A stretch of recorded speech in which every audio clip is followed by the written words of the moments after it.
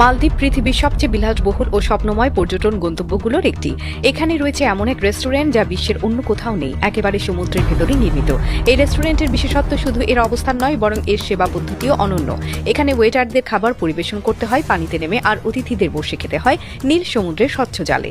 রেস্টুরেন্টটি মালদ্বীপের একটি প্রাইভেট রিসোর্টে অবস্থিত, যেখানে খাবার পরিবেশন করার জন্য ওয়েটারদের প্রশিক্ষণ দেওয়া হয় পানির নিচে চলাফেরা ও ভারসাম্য বজায় রাখার কৌশলে। কারণ অতিথিদের টেবিলগুলো স্থাপন করা হয়েছে সমুদ্রের অগভীর অংশে, যেখানে কোমর পর্যন্ত পানি ভরা থাকে। তাই খাবার পরিবেশনের সময় ওয়েটারদের পানির ভেতর দিয়েই হেঁটে যেতে হয়। এই কাজটি যেমন কষ্টকর, তেমনি এতে প্রয়োজন হয় নিখুঁত দক্ষতা ও ধৈর্যের। তাই আশ্চর্যের কিছু নেই যে এখানে একজন ওয়েটারের মাসিক বেতন লাখ টাকারও বেশি।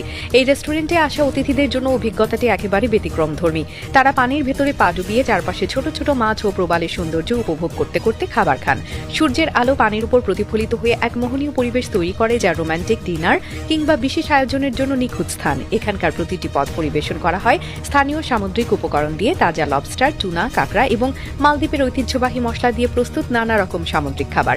এই ব্যতিক্রমী রেস্টুরেন্টের ধারণা আসে মালদ্বীপের ট্যুরিজম ইন্ডাস্ট্রির বিলাসবহুল ধারার সম্প্রসারণ থেকে।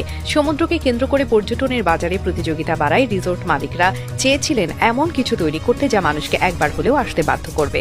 তাই তৈরি হয় এই পানির নিচের রেস্টুরেন্ট, যেখানে প্রকৃতি ও আধুনিক স্থাপত্য একত্রে মিশে যায়। রেস্টুরেন্টের নির্মাণ প্রক্রিয়াও কম চ্যালেঞ্জিং ছিল না। বিশেষ ওয়াটারপ্রুফ কংক্রিট ও স্টিল দিয়ে গড়া ভিত্তির উপর স্থাপন করা হয়েছে কাঠের ফ্লোরিং, যাতে অতিথিদের নিরাপত্তা ও স্থিতিশীলতা নিশ্চিত হয়। ঢেউয়ের চাপ ও জলের গতিবিধি মোকাবেলার জন্য এখানে উন্নত প্রযুক্তি ব্যবহার করা হয়েছে, যাতে পানির ভেতর বসেও মানুষ নিরাপদে খাবার উপভোগ করতে পারে।